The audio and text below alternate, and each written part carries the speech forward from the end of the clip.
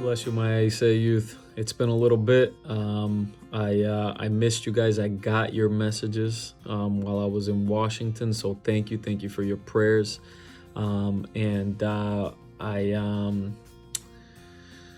Anyways, I'm coming to you guys straight from the firehouse today because I got back from Washington and had to come pretty much straight here. So it's been nonstop, and Lee was actually gonna take the lesson for me tonight, but I said no. I gotta hop in and I gotta say hi to all my youth. So it's about 10:30 right now. You guys can see my red eyes probably, but I wanted to tell you guys how much I miss and love you guys. So I'm gonna bring you guys lesson number 4, and we'll go from there. So yes, lesson number 4.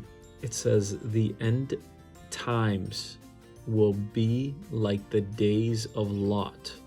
The end times will be like the days of Lot. And I know Lee's been really liking this section because it's starting right from the beginning. And you guys can follow the beginning of times and how it goes on, and how things continually repeat themselves, guys. Check it out, and really stay close to God, because this is no joke, and it's talking about the end of times, and how it's gonna spring up upon us. So the main idea, it says the coming of the Lord is very near, and one of the signs that shows it is the moral degradation of humanity as it was in the days of Lot. Moral degradation. The morals are the things that God puts inside of us, and we know what things are right and what things are wrong. And sometimes we still go towards the wrong things, and we begin to convince ourselves that they're no longer wrong. Think about it. Have you ever had one of those times you say, oh, there's a piece of candy. You take the piece of candy and you're like, oh, there's nothing, I know that was wrong and it hurt me. But then the next time you see the piece of candy and you grab the piece of candy again, you say, oh, it's not that big a deal. It's just a piece of candy. Then all of a sudden you find yourself taking the piece of candy continually. And by that time you almost like you start forgetting that it was even wrong. That's the moral. Those are the morals, and the degradation is going away from those morals. So basically going backwards, and exactly like we were seeing in Lot's time is what we're seeing today. And if you don't know Lot was the guy, he was the cousin of Abraham, okay? Or excuse me, the nephew of Abraham. He was Abraham's nephew, so Abraham was Lot's uncle. And I know Lee went over the genealogy with you a little bit, the genealogy being the family lines, but basically Lot went with Abraham, and they settled in the land, and Abraham let Lot take Sodom and Gomorrah because Sodom and Gomorrah looked really pretty, and Abraham went to a different area, right? So I know this should probably be bringing back some memories for you guys.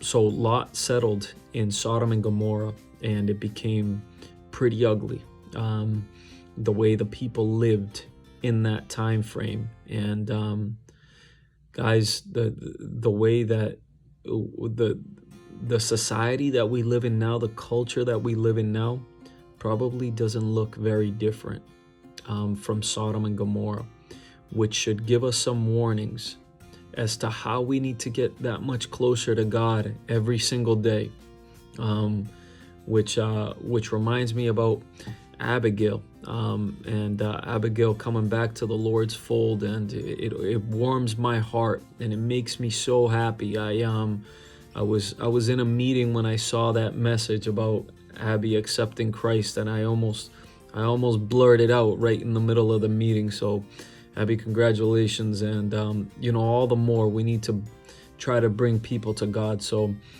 alrighty, I'm gonna try not to make this lesson too long, so let's get right into the verses, and I'll explain a little bit about them, some of the things that I think may be a little confusing, and yeah, we'll continue on. But let me toss out a little bit of trivia for you guys really quickly while I'm doing this. So Abraham had a son, and the first one was Ishmael. Then he had a second one. What was the name of that second son? Look it up if you guys haven't seen it. You guys might already know it because Lee might have gone over it with you guys.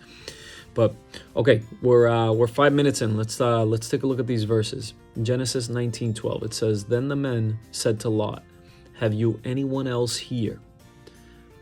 Son-in-law, your sons, your daughters, and whoever you have in the city, take them out of this place.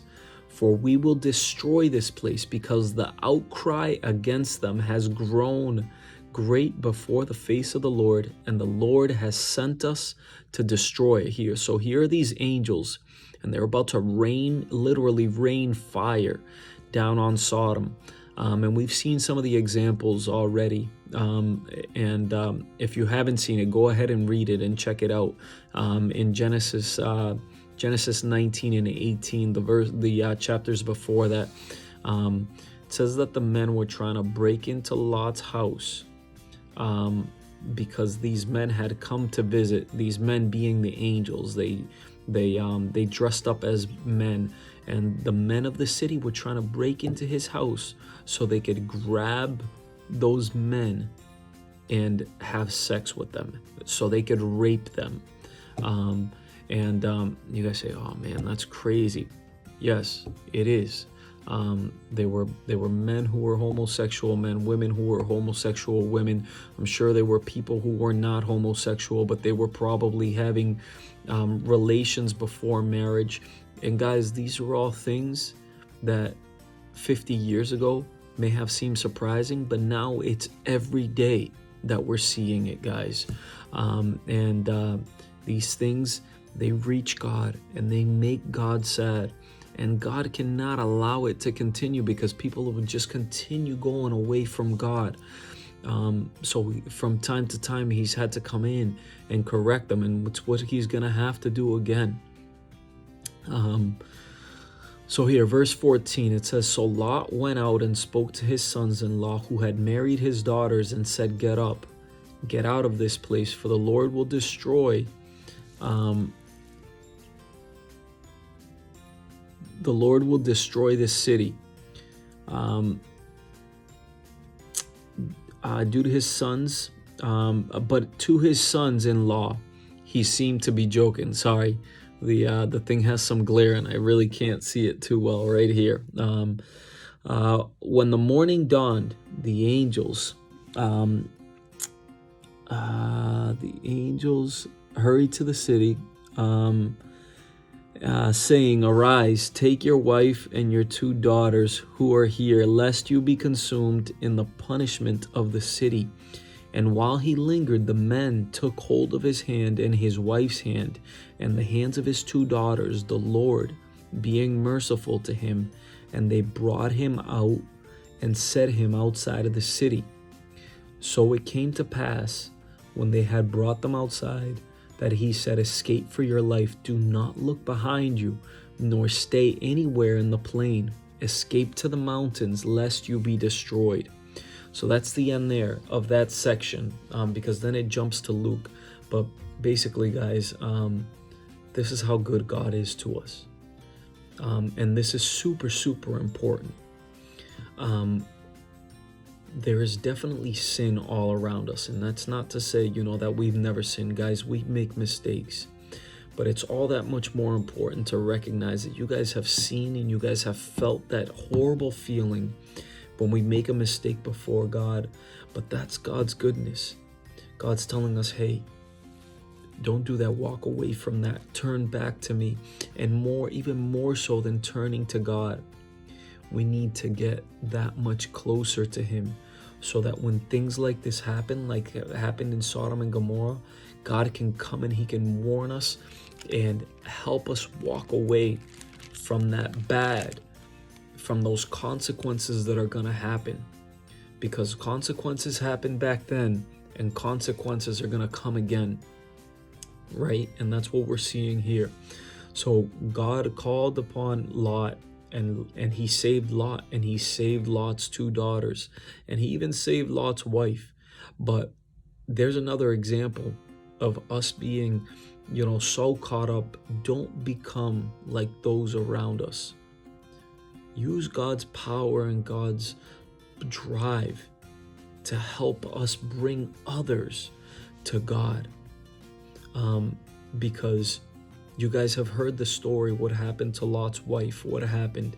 She was so caught up and so brought in by what was going on in the city that she turned around and she became a statue of salt, a pillar of salt.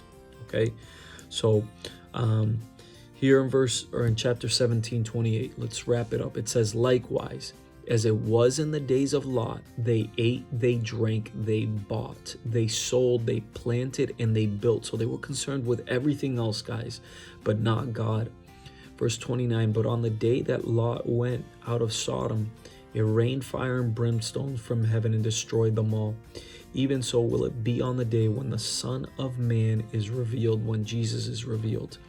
In that day, he who is on the housetop and his goods are in the house, let him not come down and take them away. And likewise, the one who is in the field, let him not turn back. Remember Lot's wife. So don't focus on those things that we have, can be money, it can be cars, it can be a job, it can be whatever. Even sometimes our family. Don't be so focused on those things that you let it drive you away from God. Because, verse 33, whoever seeks to save his life will lose it, and whoever loses his life will preserve it. All that means, guys, is that we need to put God first before everything else. We need to put God first before everything else so that we can save our lives. Because like I always tell you guys, I mentioned it to you guys a bunch of times, we don't live for this life. We live for the next one. We live in this life and we live in this world, and God gives us blessings and there is pain, but God gives us tons and tons of blessings. But ultimately, this one will come to an end. We're gonna die, but our soul is gonna live on, and it's gonna live on in eternity, and we can't even imagine what that is like. All we need to just imagine is that there's never gonna be an end, and we want to make sure that that never-ending story is in heaven. We need to get closer to God each and every day. So God bless you guys. I love you guys. I'll see you soon, I hope. If you guys need anything at all, give us a call. God bless you guys. Bye-bye.